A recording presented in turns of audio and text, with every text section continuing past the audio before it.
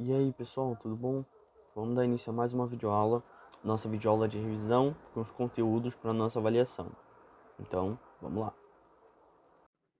Então nessa aula, a gente vai fazer uma revisão dos conteúdos que a gente vem discutindo nas últimas aulas, para garantir que não fique dúvida, que fique tudo bem claro e para que vocês possam fazer uma boa avaliação, uma boa prova. Sobre a política de cercamentos, foi uma política que consistia em cercar porções de terra que eram utilizadas para a agricultura e agora utilizá-las como pasto para a criação das ovelhas. A terra utilizada para a agricultura foi cercada e agora ela vai ser utilizada para outra coisa, criação de ovelhas. Com essa medida, os camponeses que viviam nessas terras praticando agricultura vão ser expulsos. A matéria-prima que eles vão obter lá nos pastos vai ser a lã, as ovelhas dão lã e ela vai ser utilizada nas fábricas para aumentar a produção de tecidos. Também como resultado disso, da política dos cercamentos, os camponeses, como a gente falou, foram expulsos de suas terras e isso vai dar início a um processo de êxodo rural, quando as pessoas deixam o campo e vão em direção à cidade. Isso vai levar a um aumento populacional nas cidades. Vai ter mais gente morando na cidade agora e isso vai levar a uma série de problemas que a gente vai discutir mais para frente. Sobre o governo do Henrique VIII, a gente tem como principal destaque aí a questão da relação dele com a Igreja Católica. Surge uma questão pessoal do Henrique VIII de querer se divorciar da mulher, coisa que a Igreja Católica não permitia. E aí, num contexto de estar surgindo novas doutrinas religiosas, graças à Reforma Protestante, o Henrique VIII vai adotar o anglicanismo, vai fundar o anglicanismo e adotar ele como religião oficial da Inglaterra. Então, tem aí o rompimento da Igreja Católica. O Henrique VIII cria o anglicanismo e adota ele como religião oficial da Inglaterra. Além disso, na questão da economia, o Henrique VIII controlava com mãos de ferro, não dando liberdade para a burguesia. A burguesia queria liberdade de comércio e o Henrique VIII, com suas políticas econômicas, não permitia essa liberdade. Além disso, o Henrique VIII também vai declarar o ato de supremacia. Quando ele viu que a oposição a ele estava crescendo, que a situação dele estava ficando complicada, ele visa consolidar seu poder e a sua afirmação como soberano absoluto. Então ele basicamente se declarava líder absoluto de toda a Inglaterra. Mas tinha um grupo que estava brigando com ele ali para ter mais destaque e mais influência, que era o parlamento inglês. Ele não governaria sozinho, mas era o que ele queria fazer. Esse grupo, que estava em constante tensão e em constante conflito com o Henrique VIII, com o rei da Inglaterra, era o parlamento inglês. E o parlamento era dividido em basicamente dois grupos. A gente tinha a Câmara dos Lordes, que era formada pelos lordes espirituais, isso é, a alta cúpula do anglicanismo, e pelos lordes temporais, que eram nobres que pertenciam a grandes famílias aristocratas, famílias que tinham muito dinheiro. Então, essa galera da Câmara dos Lordes eram o grupo mais rico e poderoso da Inglaterra. Dentro do parlamento inglês, a gente tinha também a Câmara dos Comuns.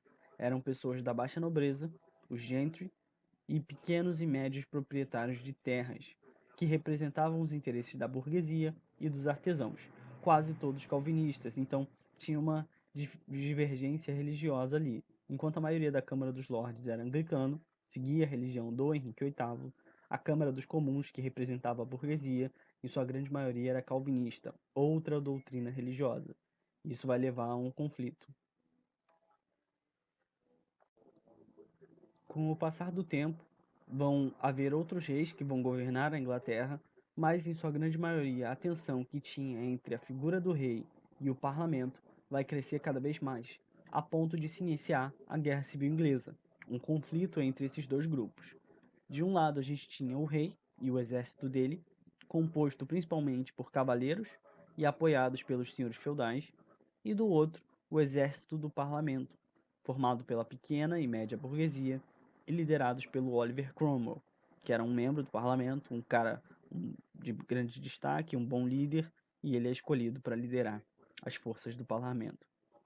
Há esse conflito entre as duas forças, mas com a liderança do Cromwell, as forças do parlamento derrotam o exército do rei e criam uma corte para o seu julgamento. Então eles vão julgar e punir o rei. O rei que perde a Guerra Civil Inglesa era o Carlos I, e aí, no dia 29 de janeiro, depois de ter perdido a Guerra Civil, o Carlos I foi condenado à morte por decapitação, então ele foi executado. E ao tomar essa decisão, a sociedade rompia com a ideia de origem divina do rei, porque até então, como eles justificavam o rei ter seu poder? Ah, ele é rei e tem poder, ele governa a nossa nação, porque Deus quis que fosse assim. Ele tem origem divina, ele é predestinado a estar naquele cargo e a governar sobre as pessoas. Só que quando eles tomam a decisão de executar o rei, eles estão falando basicamente o seguinte: esse cara não é de origem divina nada, não é nada enviado de Deus, ele é um homem comum, como qualquer outro, que erra, que acerta, e nesse caso errou, foi derrotado e por isso executado. Isso rompe com essa ideia de origem divina do rei. Então o rei não era divino coisa nenhuma, ele só dizia isso, que era divino e que era de origem divina, para poder justificar o controle, justificado porque que ele era rei e o outro cara era, por exemplo, um camponês ou um servo. Com o fim do conflito, depois da execução do Carlos I, a Inglaterra se torna uma república e o Oliver Cromwell, herói de guerra, vai se tornar o seu líder. Como a gente falou, com o fim da Guerra Civil Inglesa, a Inglaterra se torna uma república e o Cromwell, que era o comandante do exército do parlamento durante a guerra, passa a ser o líder do governo. Só que eles esperavam que o governo Cromwell seria um governo mais liberal, um governo que daria melhores condições de vida para a galera. Só que não foi assim. O Cromwell tem um governo bastante ditatorial, com mãos de ferro, governando ali de forma rígida, mas é claro, ele favoreceu ao grupo que ele pertencia, que era a burguesia. Então, ele amplia a participação política da burguesia dentro do governo dele. O governo se caracterizou por ser forte e repressor, e para se manter no poder, o Cromwell procurou minar as forças do absolutismo. A ideia do absolutismo é que o rei é a figura absoluta de maior poder. E ele não queria essa ideia, apesar de estar fazendo a mesma coisa. O Cromwell tomava medidas que um rei absolutista tomaria, só que, ao mesmo tempo, ele estava dando participação para a burguesia. Quando surgem grupos de oposição ao Cromwell, especialmente nas camadas mais pobres, ele reage com bastante violência e de maneira bastante severa. Manda prender os líderes do movimento e executar eles. Os caras estavam só reivindicando melhores condições de vida, mas o Cromwell não admitia que houvesse qualquer resistência a seu governo. Então, ele toma essas medidas, prendendo os líderes do movimento e depois executando eles. Depois de passarem por um governo complicado com Cromwell, surge um sentimento ruim em todo o país para saber quem ia assumir o trono e quem ia governar agora. Então eles tiveram históricos aí de reis e governos ruins desde a época lá do Henrique VIII. Com Cromwell a ideia é que ia mudar, ia melhorar, mas continuou a mesma coisa, especialmente para a galera que não tinha muita condição, a galera mais pobre. E aí, quando Cromwell morre, a monarquia tenta novamente consolidar a ideia do absolutismo, do rei absolutista que toma todas as decisões, e também o catolicismo para governar plenamente. E eles não queriam estar submissos ao parlamento. Diante dessa situação, assumem o trono alguns reis que vão tentar reforçar essa ideia do absolutismo, essa ideia de governar plenamente sem o parlamento, e aí o parlamento não deixa isso acontecer. Convidam o nobre Guilherme de Orange para assumir o trono. E a condição para que o Guilherme de Orange assumisse o trono era a seguinte: ele teria que ser sempre subordinado ao parlamento em todas as decisões. Como ele era um nobre, que apesar de ter prestígio nunca seria rei por maneiras oficiais, ele aceita o acordo e daí vem a expressão que na Inglaterra o rei reina, ele está lá, é o cargo dele, mas ele não governa. Quem governa e toma as decisões dentro da Inglaterra, até os dias de hoje, é o parlamento inglês. O Guilherme de Orange vai assumir o trono em 1689, sem que houvesse derramamento de sangue. A gente acabou de ver na Inglaterra aí a Guerra Civil, que foi um conflito bem sangrento. Mas com o Guilherme de Orange, quando ele assume o trono, não há derramamento de sangue, não há conflito armado, e é por isso que esse movimento fica conhecido como a Revolução Gloriosa, porque não teve derramamento de sangue, foi uma transição tranquila, o Guilherme de Orange aceita se submeter ao parlamento e assume como rei da Inglaterra. Na Europa, durante grande parte da Idade Média, o saber que predominou na mentalidade das pessoas era o saber teológico, que é aquele baseado na religião e na igreja, especialmente na católica. Então, o conhecimento que se existia, que se possuía, era aquele produzido pela igreja e pelos membros da igreja. Só que, com o surgimento do movimento iluminista e das ideias iluministas, vai haver uma gradativa substituição desse saber teológico, que é o saber ligado à igreja, pelo saber científico, que era baseado na ciência, nas experiências e nas descobertas científicas. Então, com o passar dos anos, vai havendo essa transição. O saber teológico ele não deixa de existir. As pessoas não passam a deixar de louvar a sua religião, mas eles também começam a explorar mais o saber científico. E isso era uma coisa que os iluministas prezavam bastante. O saber científico para eles era o saber mais importante. E durante o movimento iluminista, é óbvio que esse saber científico, da ciência, das experiências, das descobertas, vai ter mais importância e mais relevância. Entre os iluministas, a valorização da razão era princípio fundamental. Pensar por si mesmo, tomar as suas decisões, chegar às suas próprias conclusões, porque na Idade Média o que muito acontecia era, o que a igreja falava era a verdade absoluta, ninguém podia contestar. Então a ideia dos iluministas era justamente valorizar a razão, as ideias, suas próprias ideias, pensar por si mesmo. Tudo isso é valorizar a razão do indivíduo. Os iluministas eram adeptos do cientificismo, como a gente falou, o saber científico, que buscava através da ciência explicar o mundo ao seu redor. Então não se basear numa explicação religiosa. Não que eles deixassem de adorar, como eu falei, não. Mas, por exemplo, por que a chuva cai?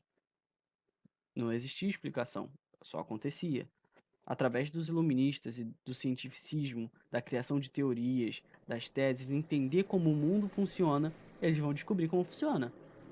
E aí, isso se dá através do cientificismo.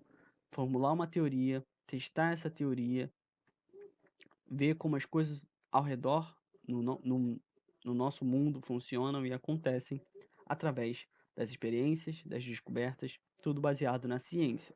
Isso era uma coisa que os iluministas valorizavam bastante. Era ponto comum entre os iluministas o anti-absolutismo, a ideia de que um rei governando toda uma nação era um processo perigoso, era um processo ruim para as pessoas. Então eles eram contrários aos governos em que reinavam reis absolutistas. Eles achavam que uma cabeça só, uma pessoa tendo todo o poder, era algo ruim para a sociedade. Então eles eram anti-absolutistas, contrários aos reis absolutistas. Na questão econômica, os iluministas também tinham suas próprias ideias. Era comum aos governos absolutistas, o governo que tinha um rei que mandava em tudo, controlarem a economia como eles achassem mais conveniente, muitas vezes com mão de ferro, estando ali diretamente influenciando na economia, controlando os preços e tudo mais. Era inclusive uma prática comum lá do Henrique VIII que a gente viu. E isso acabava desagradando a burguesia. A burguesia queria liberdade para fazer o comércio. E muitas vezes os reis absolutistas não permitiam essa liberdade. Então, quando os iluministas surgem nessa questão da economia, eles defendiam a liberdade total nas atividades econômicas. Eles acreditavam que o Estado, fosse de um governo absolutista, fosse de um parlamento, não deveria influenciar na economia. Os iluministas defendiam o liberalismo econômico, liberdade total nas atividades econômicas, sem a intervenção do Estado. Com essas ideias iluministas, os movimentos absolutistas, os reis absolutistas que existiam pela Europa, veem que eles estão perdendo prestígio. As ideias iluministas estavam se espalhando, cada vez mais adeptos estavam se juntando a essas ideias, especialmente na questão do anti-absolutismo, de ser contra reis absolutistas, e na Europa tinha muitos reis absolutistas. E esses reis temiam que as ideias iluministas levassem a revoluções, a conflitos armados dentro de seus países, que ia levar à morte e provavelmente o rei absolutista que tivesse envolvido nesse conflito perderia o seu trono. Para se precaver, muitos desses monarcas adotavam ideias iluministas, por exemplo, favorecendo a burguesia. Não era regra, então, geralmente, um rei absolutista gostaria de controlar a economia e o comércio e a venda de mercadorias, mas, para agradar a burguesia, eles abrem mão desse controle, dão a liberdade que a burguesia queria, estabelecem a liberdade religiosa e desenvolvem o comércio com princípios liberais. Então, para não perder prestígio junto da sua população, para não permitir que ocorram revoltas e revoluções, os reis que eram absolutistas cedem parte do poder, abrem mão de um pouco do poder deles, especialmente na questão econômica para que a classe burguesa fique feliz, fique satisfeita e possam manter eles no poder. Os monarcas buscavam isso, como acabei de falar, para agradar a burguesia e a população em geral, e assim evitar conflitos, possíveis revoltas e até mesmo revoluções que resultassem na perda de seus tronos. Esses reis, que adotavam essas medidas para agradar a burguesia, a população, que davam a liberdade, tanto econômica, religiosa, eram chamados de déspotas esclarecidos. Eram déspotas porque, ao mesmo tempo que eles pregavam o absolutismo, eles também tinham a consciência de que, se eles não abrissem mão de parte do poder deles, eles poderiam sofrer revoltas e revoluções dentro de seus países e acabar até mesmo perdendo seu trono. Então, eles abrem mão de alguns desses poderes para que as pessoas fiquem satisfeitas e eles possam manter os tronos. Esses caras eram os déspotas esclarecidos.